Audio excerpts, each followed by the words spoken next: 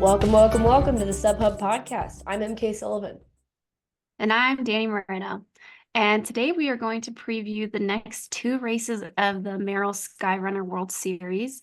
And then after that, next week or the week after, EmKay Sullivan. Oh, I don't know why I just said your full name, but EmKay and Francesco Pupi are actually going to be previewing Zagama. So keep an eye out for that as well. Francesco has a lot of experience running Zagama. And we still wanted to preview it, but I do not want to be part of that preview.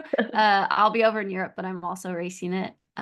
So keep an eye out for that. But to start today's episode, we also just want to talk about some of the things that we do when recovering for a race, kind of just like little things, big things, everything in between, especially considering that me and EmKay kind of just raced in our different phases of it still feels like it. Yeah, it feels like it was just yesterday, especially with a meeting we had yesterday too that we were on. It seems like it just happened. But yeah, just kind of giving you some insight into things that we find to be helpful during that transition period. Yeah, I guess by the time this episode comes out, it will have been almost 3 weeks since you and I ran Canyons 100K and Wow. 50K. Yeah. So first question would be, do you feel recovered? Because you're racing Zagama pretty soon, and I'm sure you've been really hitting anything you can do hard to recover. So Yeah, definitely. I do feel recovered now. I think it's more getting, I don't know, just it's almost immediately I recovered and now I'm going back into conserving energy again, just prepping for the race ahead. For those that don't know Zagama, it can either be really hot or really muddy. So just mentally preparing for either of those situations. But physically, I'm good. I did 2 long runs this past weekend and things were firing really well. Kind of like how you've said before, like I have a hill that's usually my early season hill where I like almost beat my time, but like half of it was covered in snow. And so I was like, okay, that means things are looking pretty good. Um, but yeah, it definitely took longer than I thought. I feel like we've talked about that the last couple episodes, but after racing Kodiak last year, I felt like I could run pretty well, like just a few days after. And I don't know if that was like the culmination of the whole year and not racing a lot, or I couldn't run as fast because it was at altitude. But canyons, I was really tired. Yeah. yeah, I am not recovered. Yeah. I'm trying really hard, but yeah, I like went for a run yesterday and it was like the first day that I was like, okay, my heart rate's like maybe starting to come down. Like instead of having to walk to keep it out of the high 150s, it was like 152 instead. And I was like, okay, we're getting somewhere. But then I went for a double and I was like, holy cow, I'm so tired. So yeah, it's just like it's a weird thing. And I keep telling Tommy like all the more reason to not run far because I like Yeah. to train and I like to race and I haven't been able to do much of anything that feels substantial, but we'll see how today goes. So I think one of the biggest bummers, and I think I talked about this the first week, was with the poison oak. I was like really on top of it and I scheduled a massage for like the week after the race because I knew I was going to be pretty wrecked, but I couldn't get it because I was covered in poison oak. So I'm Yeah. finally going to do that this week and I'm hoping that that like kind of flushes some stuff out. Yeah. A part of me thinks though as well, like bumping up in distance, of course you're gonna be more tired. But I think getting the poison oak might have compounded it. Like I don't know if you would still be this tired because you didn't sleep like the whole week after. And your Yeah. body was fighting off a virus at the same time. And so you were already like, we're always in a hole right after a race, but it was almost like pounding you more into the hole because had great blocks. Like you had Yeah. 2 really good blocks back to Well, back. and my legs have like my legs recovered relatively Yeah. quickly. Like after a week, my legs have been fine. But yeah, I mean, didn't sleep for 4 days. The steroids like lower your immune system, so I got sick, and I'm sure you can still hear it. I'm still like I don't feel sick, but Yeah, I've got all the snot and stuff in my head. So yeah, just bad timing, but that's all right. And the next time I run 100K, if I do it, it will be less bad, I think. Just kind of like the first and second totally. time you run a 50K is like totally different in terms of recovery. Totally, totally. Yeah, yeah. No, definitely. I couldn't agree more. I just, for some reason, I think that probably just is making it last a little bit longer. Oh yeah. Yeah. And hopefully it doesn't deter you from doing another one. Just choose one without a mountain of poison oak during the Yeah, middle of we're it. maybe gonna need a break from Auburn for a bit. But that's all right. Yeah, until So, June, the third week of oh June. God. Yeah, I keep forgetting that I'm like pacing Ida and I'm just like, hopefully all most of the poison oak is dead at that point. Like I know there's still some, but it won't be as wild as April in Auburn. So Yeah. crossing our fingers there. So for sure. Okay, so name like 2 to 3 of your top favorite things when you're recovering. I mean, the big one for me is sleep. I like to sleep a ton anyways, like 8 to 10 hours a night. And so after a race, I try to get like 10 hours consistently. And for Tommy and I, sometimes that's like maybe we sleep in separate beds for like 2, 3 days because like one of us is not as tired as the other one. And so, like, he's running a race this weekend and he'll want to sleep for like 10 hours for the next week to try to catch up. The next biggest thing is reminding myself that even if I'm not running, I still need to eat just as much food because I've really put myself in a hole. And so just kind of trying to keep that like homeostasis of I ate a lot in the training, I ate a lot after the race. I got to keep eating for the next 3, 4 days instead of being like, well, I'm not training, so I don't need to eat as much. Yeah, yeah. And then the third thing would probably be like trying to get into a massage as soon as possible because I'm just like one of those people. I don't stretch. I don't really take care of myself that well.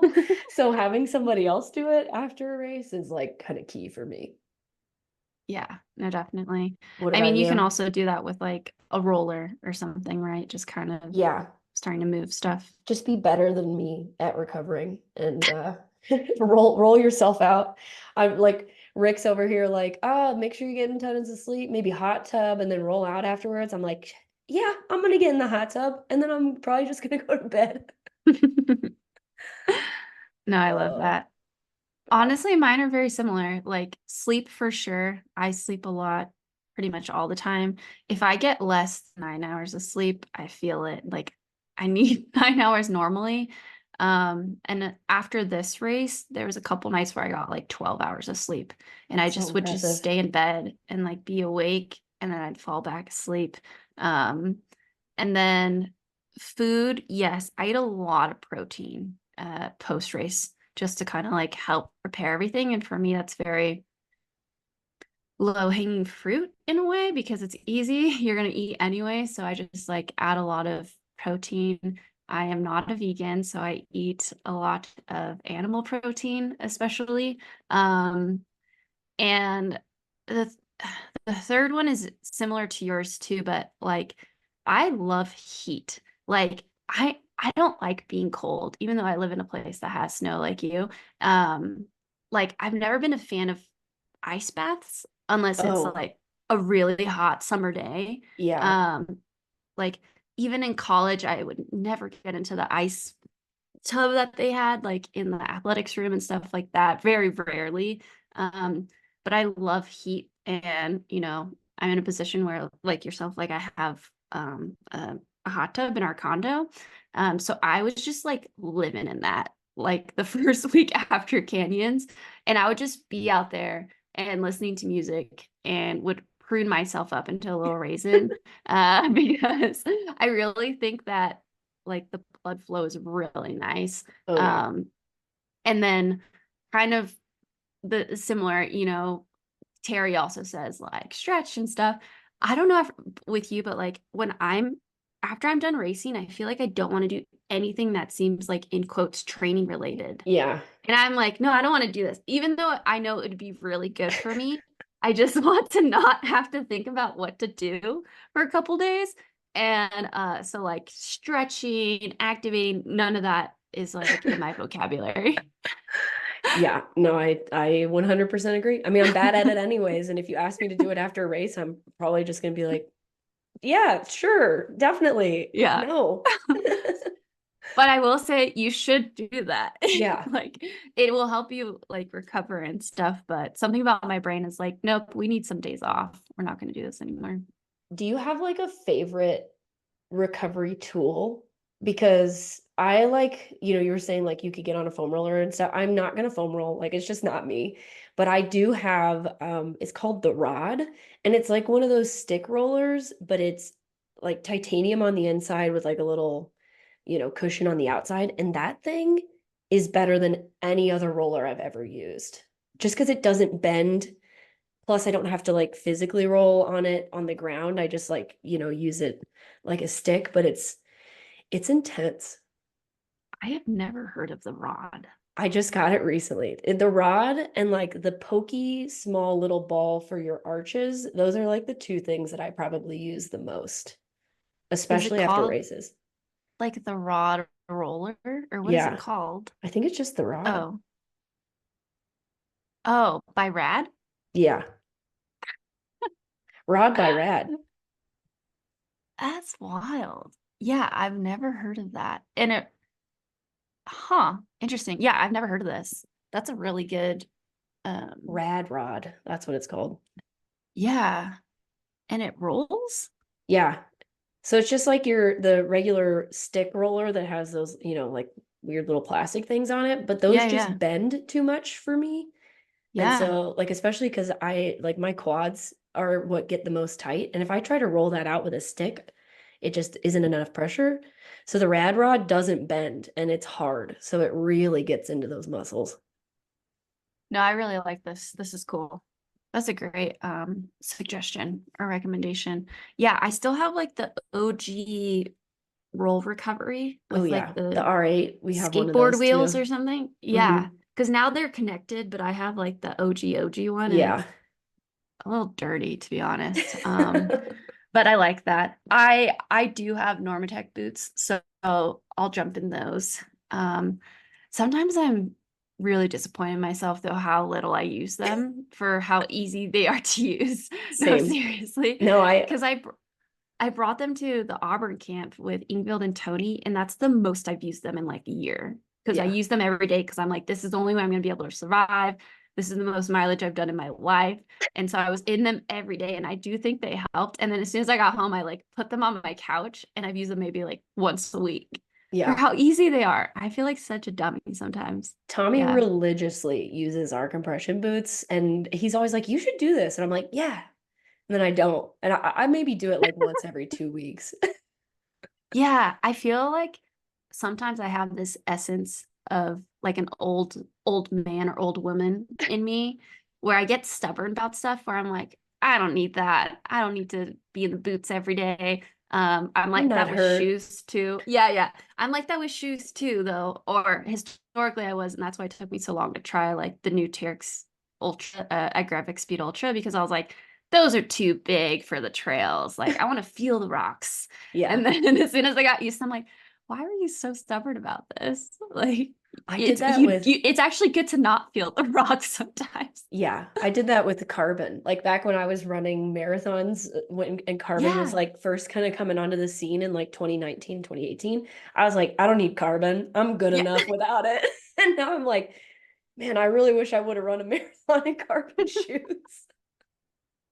Like 5 minutes faster. No, Yeah. yeah, no, that's pretty funny. Um, what else? Anything else for recovery stuff? Do you have I like will any say, go-to? Oh, sorry, go ahead. oh, I was just gonna say I am like in the summer when it's really hot, I do like to just get into the creek as soon as my run is done, and that's like my ice bath. Yeah. Because there was all that like hubbub around the tour last year where they were using ice vests like before and after the races to keep their core temperature cool, and it's supposed to help like with recovery, like to immediately cool your body temp down, which in the winter I would never do because I don't like to be Yeah. cold, but in the summer, like I'll just hop straight into the creek. I'll probably do that today because it's going to be 78 degrees and I'm probably going to feel like I'm dying. Yeah, yeah. No, that's a good point for sure. maybe for people that are interested in Western states